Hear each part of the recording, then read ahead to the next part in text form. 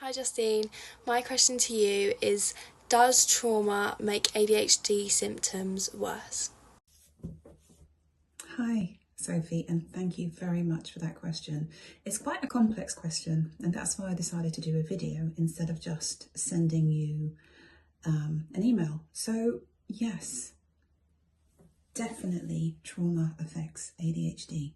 So we know that trauma is anything that is experienced and causes us extreme distress, sometimes leading to things like PTSD, post-traumatic stress disorder.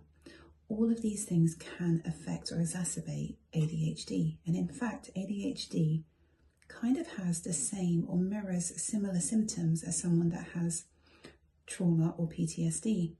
So trauma is anything that happens to us in childhood or adulthood. Then some of those things could be low household income, divorce, family separation, violence, domestic abuse, sexual abuse. All of those things can cause trauma in children, and then that can lead to PTSD. And we know that when a young person or child has trauma, that they are more likely to develop ADHD. However, ADHD is genetically linked also. So it's not just down to trauma. It's things like trauma, environment, and genes kind of mixing together. So there's lots of evidence that shows that any childhood experience that has been negative can then impact the level of our ADHD. So they kind of just interplay. And you will find that a lot of young people and adults who have ADHD have had one or more traumatic or distressing event in their childhood. Sometimes they can't even remember what that is. So you might say to them, so have you had any trauma? And they don't think things like poverty, divorce, family separation, moving away from family, isolation, neglect. They don't see those things as trauma, but they absolutely are.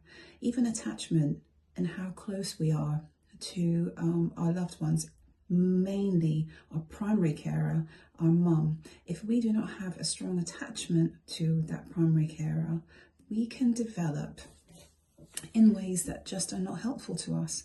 We are not mobilizing all of the necessary brain function. And so even if you do a brain scan, you can see when a child is securely attached and when a child isn't securely attached.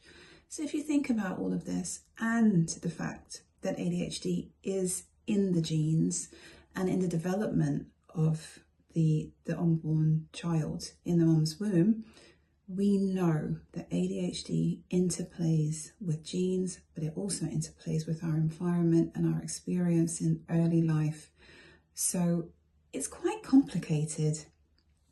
And Gabor Mate likes to say that it isn't gene-related ADHD, and actually it's more environmental, and that we can change our ADHD or even, not have any distressing symptoms from it. And in fact, I too believe that we can change our ADHD from it being quite extreme and distressing or just really negative on our lives to it being a really positive experience and using it to, create opportunities and using it to create outside the box thinking, all the magical things that can happen when you have ADHD. So it's a complicated question. So we know that ADHD is genetic. Usually there is one or more people within a family that will have ADHD. So it's genetic.